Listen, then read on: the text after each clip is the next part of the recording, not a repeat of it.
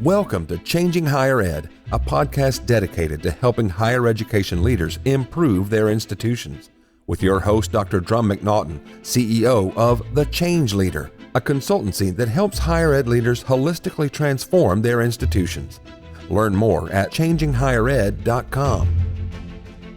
And now, here's your host, Drumm McNaughton. Thank you, David. My guest today is Earl Martin Phalen, President and CEO of Great Jobs Kansas City. Adopted after being abandoned at birth, Phalen creates his adoptive parents' love with inspiring his lifelong commitment to helping others.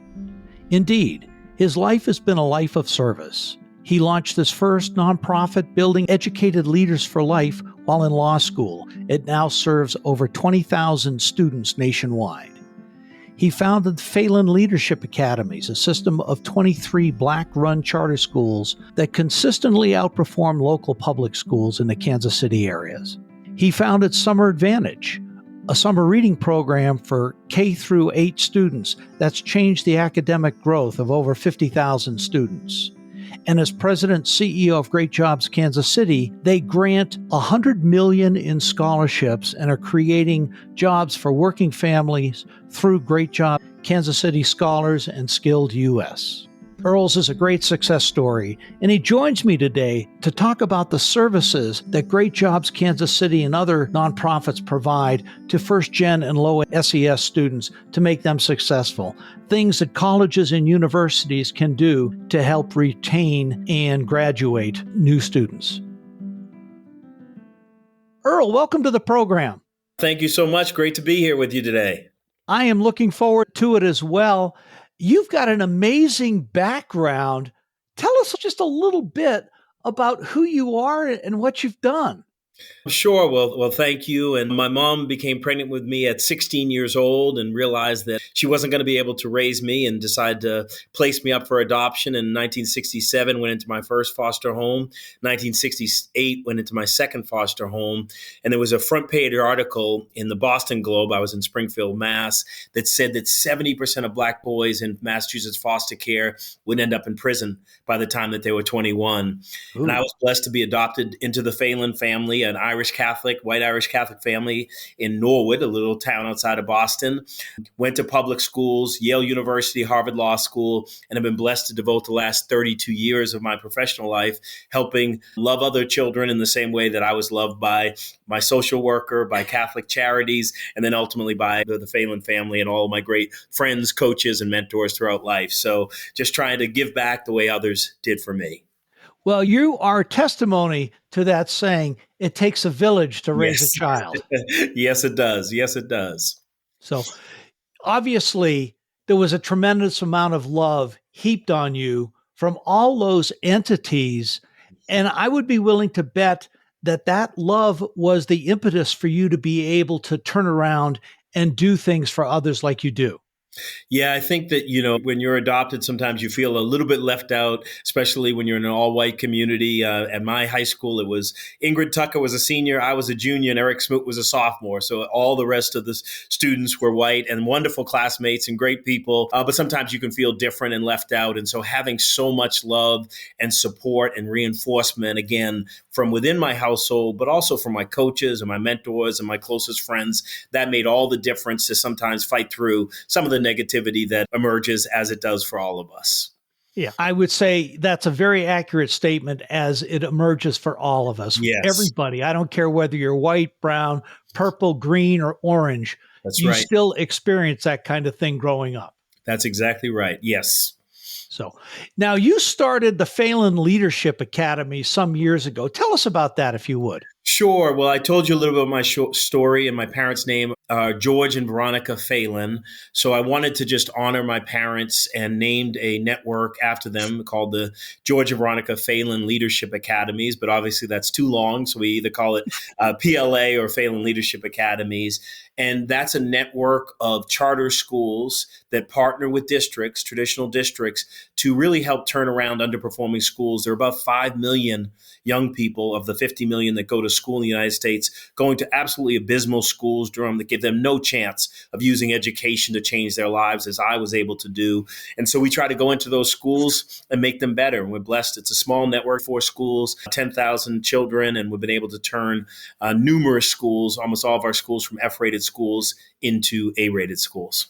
Wow, that's amazing. And whereas we're not going to talk about K-12 as much as we are going to talk about Great Jobs, Kansas City, Yes. and the things that you've learned, I would have to say that by doing these charter schools as you have, you've seen what it really takes for any kind of student coming from a low SES or first gen student, what it takes to be successful when they get to college. That's exactly right. And I coached basketball for 5 years before COVID. So I'm in the schools every day. I'm with our scholars. I'm hearing what their highs are. I'm hearing what their challenges are. I'm hearing what their fears are and what their aspirations are. And so being there with scholars and then obviously getting to know families by being in the schools so frequently, you know what the parents go through and you know what the parents' hopes and aspirations and fears are as well. So that informs our work at Great Jobs KC as we award the scholarships in 11th grade and then support them all the way through graduation and into their first jobs. So nowadays we're seeing a lot of pain points in universities, declining enrollment, financial burdens unique to first generation students and low SES students. You didn't start Great Jobs Kansas City. You came into that position. I did. It's a holistic approach to workforce development and getting folks through college to go into the workforce. Tell us a little. I'm fascinated by it. Yeah, it was Dr. Beth, Jan Kramer, and several others in the Kansas City community, really starting with Mr. Kaufman when it was called Project Choice, created this program to say, listen, we know that there are so many bright and talented young people. We know that college is still the best way to get a good paying career that allows you to take care of yourself and your families. But we know a lot of young people will not choose college because of the financial burden that they cannot overcome or their families cannot overcome. So it started out just in 2016 as just a nonprofit scholarship program, awarding several hundred scholarships. We were blessed last week to award 901 scholarships of $50,000 each. So it's grown considerably over the years. But we've also learned that it's not just the dollars that get a child to and through college. There's a lot of other wraparound supports, particularly for first generation students, that are critical if you want those scholars to A, make it onto the college campus, and then B, succeed year over year until they walk across the stage with their cap and gown. And the way you do things is very different than most scholarships because you start your scholarships early while they're in the 11th grade, right? We do, because one of the things we found that is if you wait till 12th grade, a lot of students, especially first generation, they just don't know the way to go. And so we awarded in 11th grade so that we can work with them starting in April of their 11th grade year to start to think about what college is going to be the right fit for them, what major might be the right fit for them, what are the scholarships we can help them compete for and win to cover costs like room and board. And Great Jobs gives a $50,000 scholarship, but there's still other costs at some more expensive institutions, but also with room and board being expensive at many institutions. So we help them with all those pieces, and then we help them make sure that, again, they get to college. And I know that sounds like a small thing, but we've had scholars who their mom couldn't give them a ride. Their car broke down and all of a sudden they weren't going to go to college because the car broke down. So we make sure that they get to college. And then once they get there, there's a real sense of belonging from the first day they start till they finish. That's amazing. I've never heard of anything like that. The closest that I've heard to it is Madeline Atkins from Lucy Cavendish College, University of Cambridge.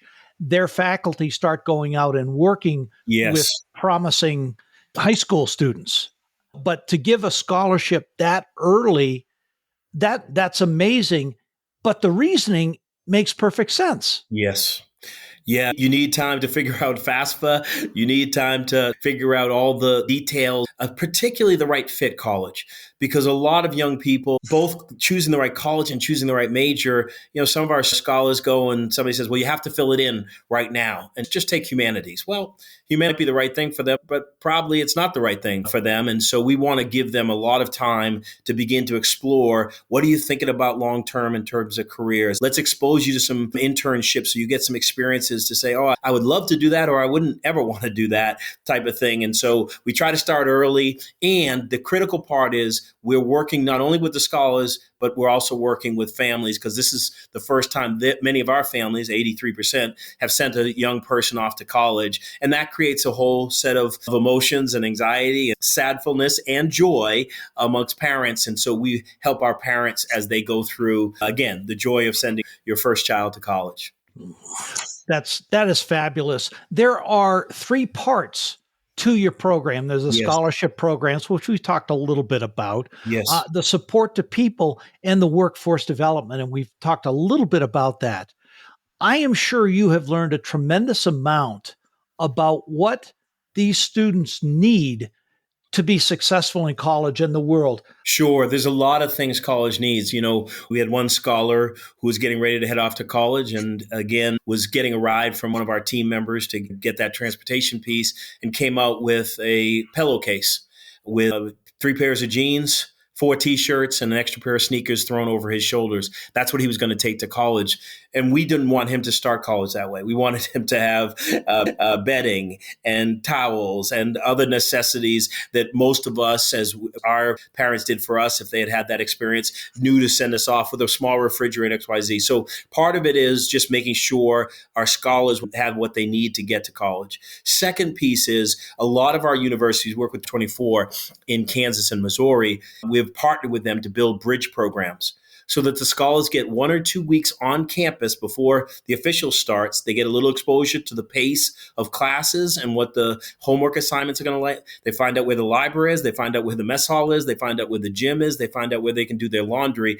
And they also build a community because, again, the number 2 reason young people don't continue and persist in college is they don't feel a sense of belonging. They feel like there was nobody else that they could talk to or lean on. We also make sure that every one of our scholars outside of the bridge have a scholar advocate. That's somebody one-on-one who starts with them in 11th grade, who's touching base with them every 2 weeks, sometimes by text, by phone, sometimes getting together to make sure that they're helping them, encourage them and helping them with the logistics of planning for college and then going off to college. And once they get there, making sure they're sticking with it and they have that extra voice. And we do that all the way from 11th grade to the end of the first job after their first year. So we try to do things like that help our scholars. The same way that I had 7 older brothers and sisters and a mom and dad who went to college. So they all told me those things and taught me those things. Not everybody has that. And we just try to be that partner for our scholars. So you've talked a little bit about the scholarship piece at the beginning. You've talked about the sense of belonging, the bridge program, that type of thing. What are some of the other things that you've learned? And we'll get back to the scholarships because I think that's really important, especially the way Great Jobs Kansas City has raised money for all this. Yeah, we've learned a few things. We've learned that about 50% of kids in America who are coming out of the urban communities in America, and we serve in greater Kansas City, Metro KC, half are choosing college, but half are choosing careers. And so we created a program called Great Jobs KC to help those who want to go on the career track as well. And I can talk more about that, but the program has very similar elements of if you need help with childcare, if you need help with transportation, if you need help with utilities, all of those pieces. Everybody has a one-on-one scholar advocate, and the program's tuition free if you choose our credential track and not the degree track. So we just realized you start to understand the obstacles that stand in the way of success. And we're so proud that in our scholarship program, our scholars graduate, our first cohort graduated at 73% rate. And that may not seem high, but That's it's huge. About 2 to 3 times larger than first generation students that don't have any type of supports like ours. So we keep listening to our scholars about what they need. We had some graduates. We now have an alumni program for Great Jobs KC.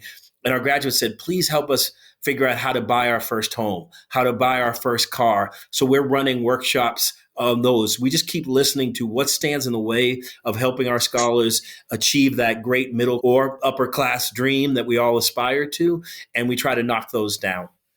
Mhm. So, how would something like the great jobs portion of this, how would that work with a college or a university, or would it? I would say community colleges would be a perfect fit, but I would think continuing education or some other division of a college or university might work as well.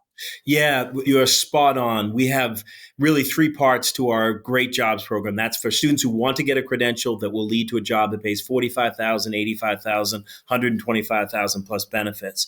And three components are, one is we do professional skills training, so time management, life management, stress managing, opening, how do you open your first bank account? How do you use a credit card thoughtfully? How do you write a good resume and have interview skills? What do you need to look like in terms of your dress when you show up? So we have one part is professional skills. Second part is occupational skills. So you want to become a CNA or an LRN. You want to become an HVAC technician or a welder.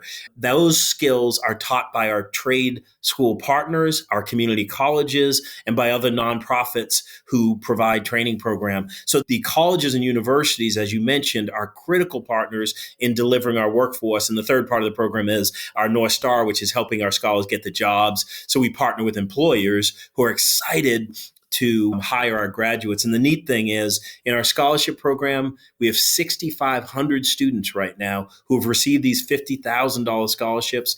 And in our credential program, we have 10,500 young adults and adults who are choosing to get a short-term training program that leads to a really good paying job.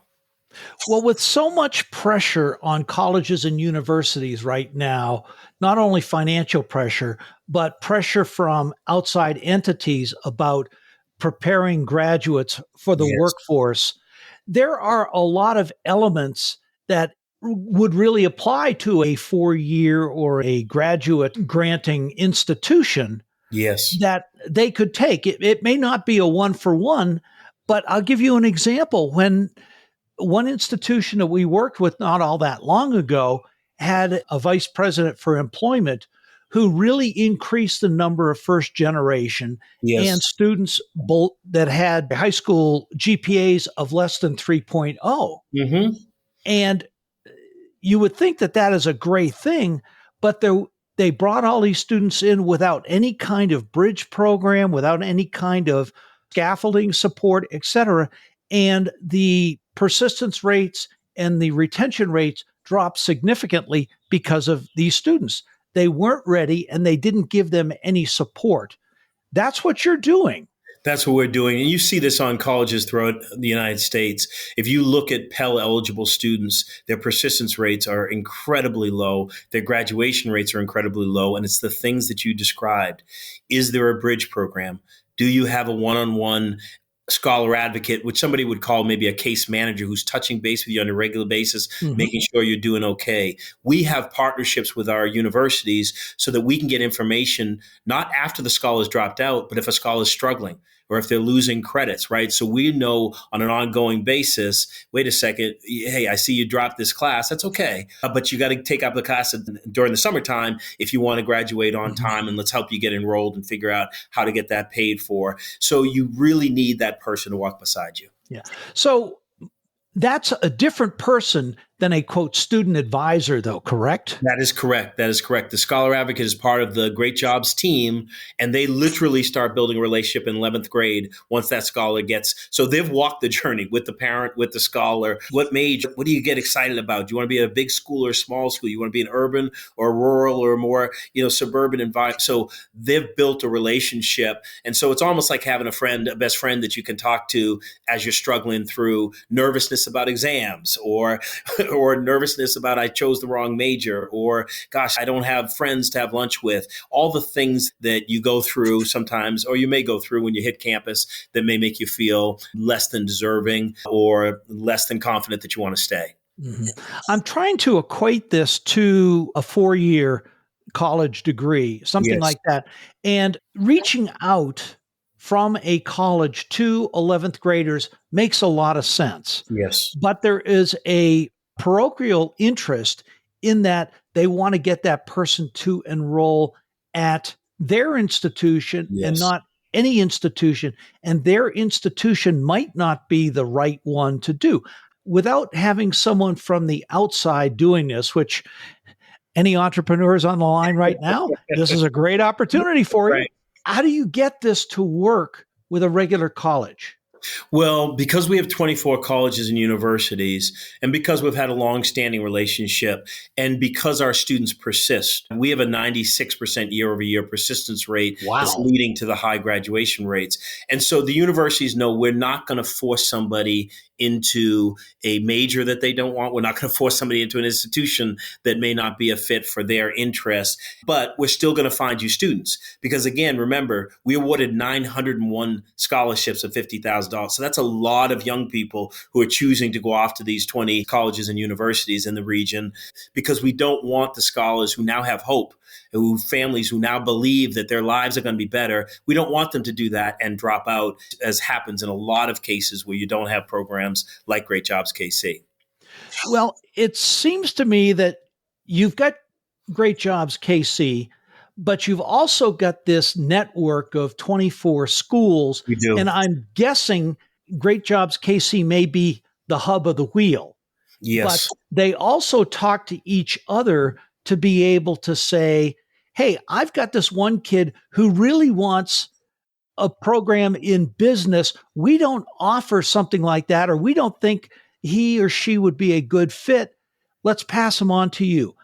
I'm just trying to brainstorm as a way of creating this kind of, quote, regional system to where you can really help each other as institutions. Yeah, you hit upon it. We do it two ways or multiple ways.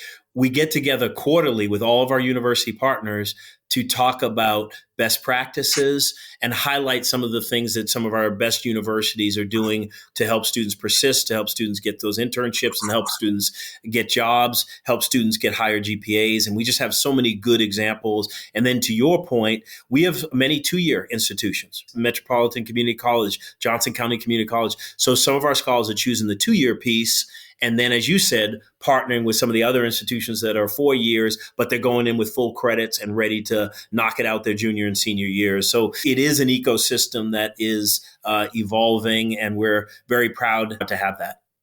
And it makes so much sense because if you're partnering, if you've got these articulation agreements, and we all know that so many times students will pick up credits from an associate's degree or whatnot, and then they'll try and transfer to a 4-year, and oh no, we don't take those. It's exactly like, come on, folks. That's exactly right. That's exactly right. And we love the level of collaboration that we see with our university. Kansas City, as most of you know, is in both Kansas and Missouri, but it's nice to see the level of collaboration. And we have 100% attendance at all these post-secondary network convenings. And again, it's best practices. It's how can we work better for students, and how can we work collaboratively for the success of the region.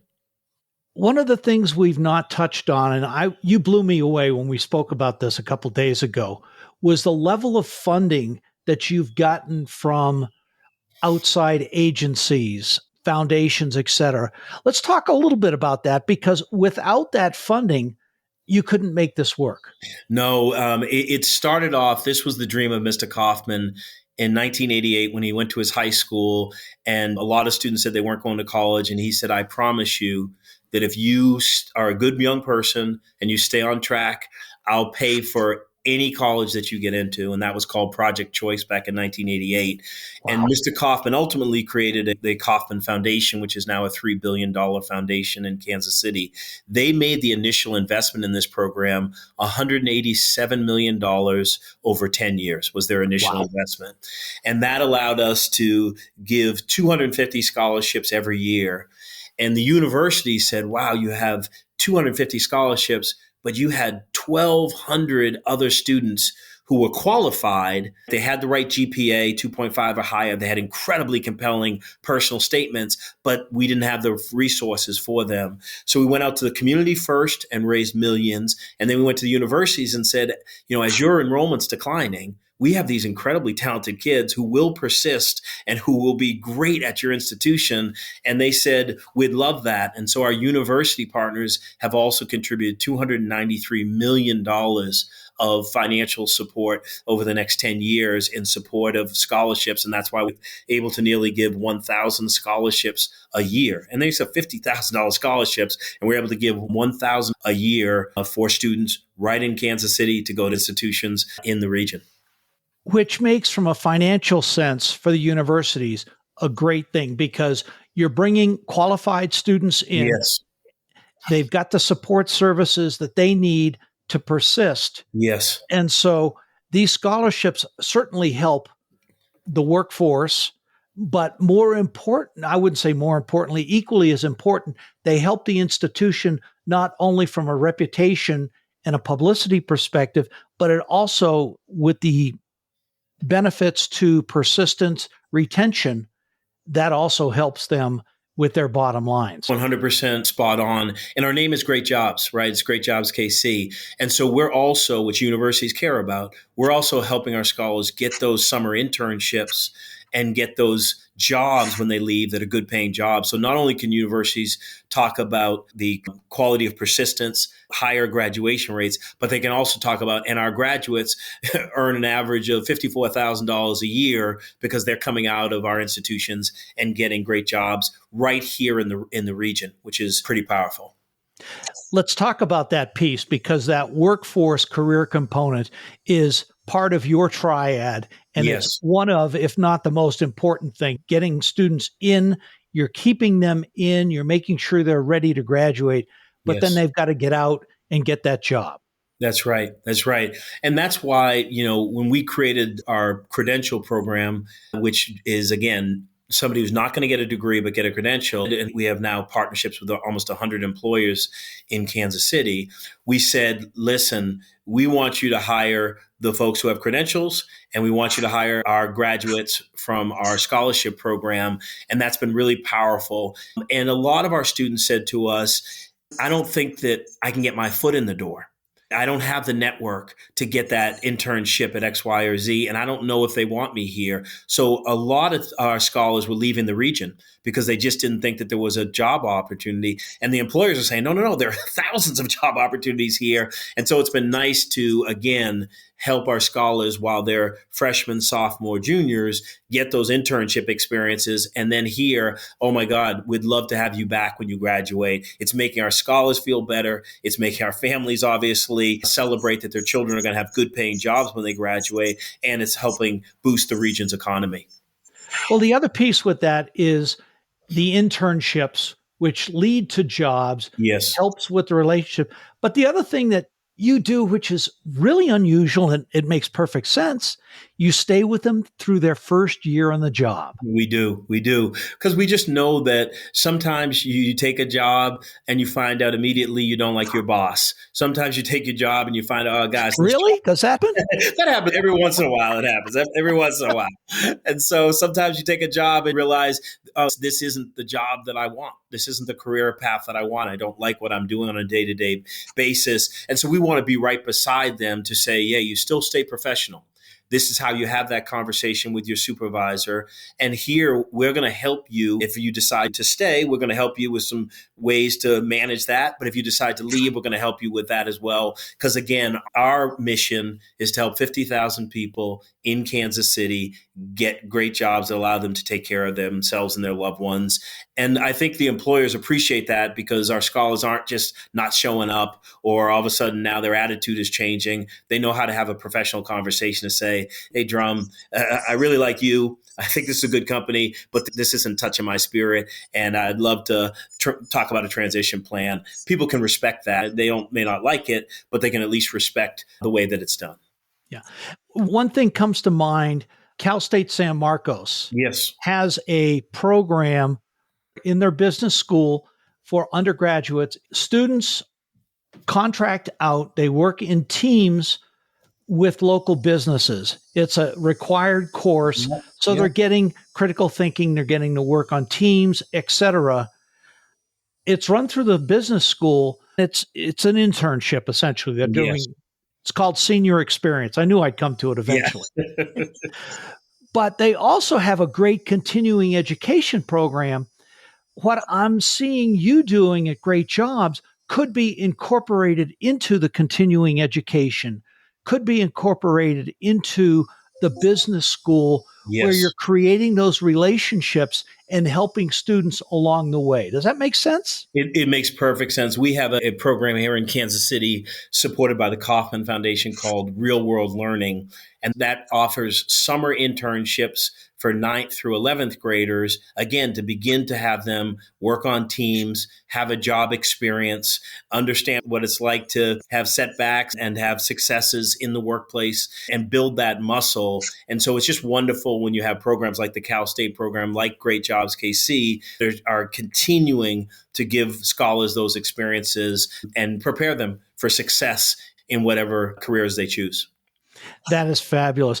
Now, let's talk about results. We talked a little bit about that already, but the folks who have gone through, started with you in 11th grade and gone through, their retention rate are 90+%. Yes, yep, 96% retention rate year over year. And we're most proud about the fact that that's turning into a 73% graduation rate. The average scholar is taking about 5 years to finish. And so we're encouraging our scholars, obviously, to stay on that track. But we're very proud of the fact that it's a 73% graduation rate. And we're very proud of the fact that over half the scholars who are graduating now are making over $45,000 per year plus full benefit for themselves. And so those are pieces that we really look at for the scholarship program. On the workforce development program, Mathematica did an independent study.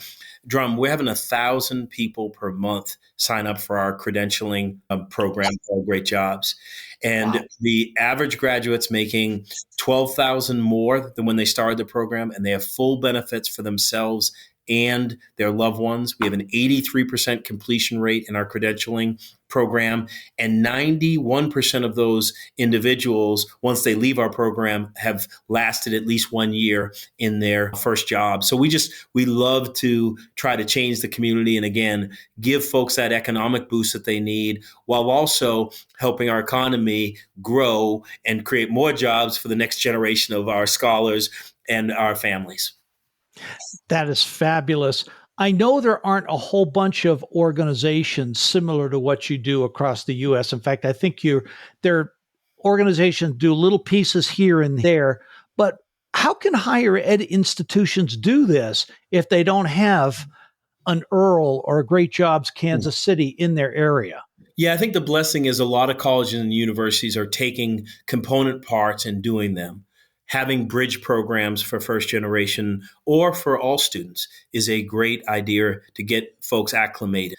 We have an ambassadors program on campus, which again, the older scholars welcome the younger scholars. And then they have bi-monthly meetings. Maybe it's a breakfast, maybe it's a pizza party, maybe it's watching a sports game.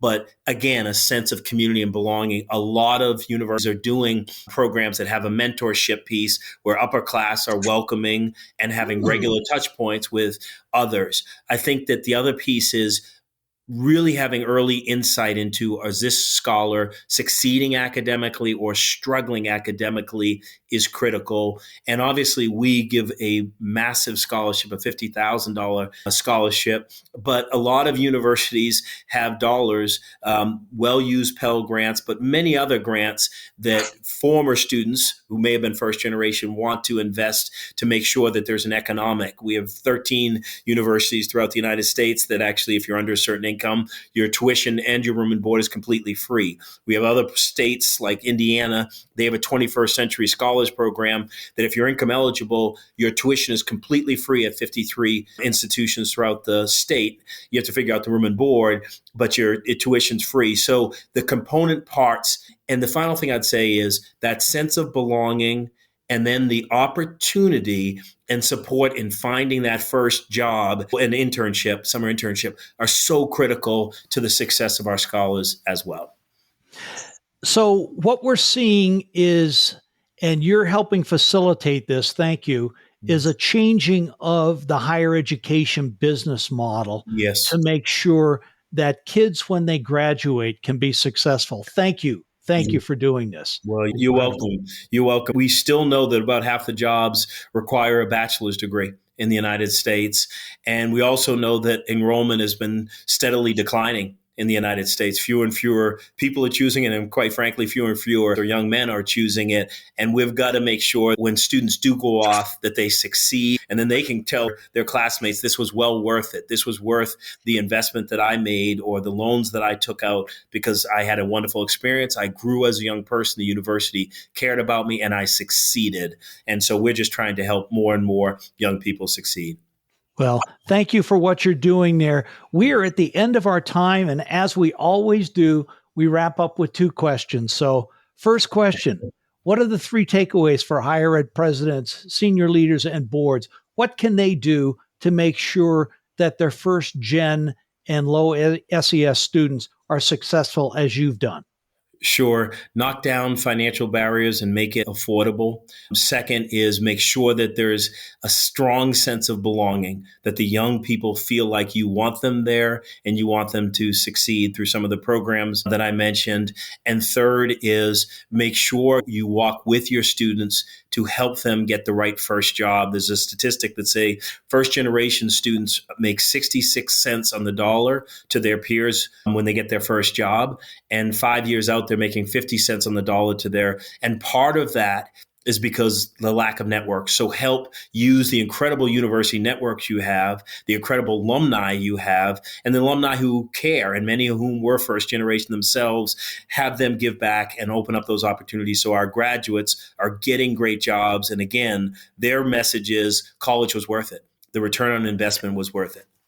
I'm going to add one more to that is make sure the students are getting the support. The sense of belonging is critical, but also the support through the program so that they can be successful. That's exactly right. You are 100% spot on.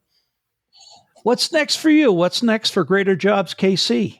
We have 17,000 adults in our program.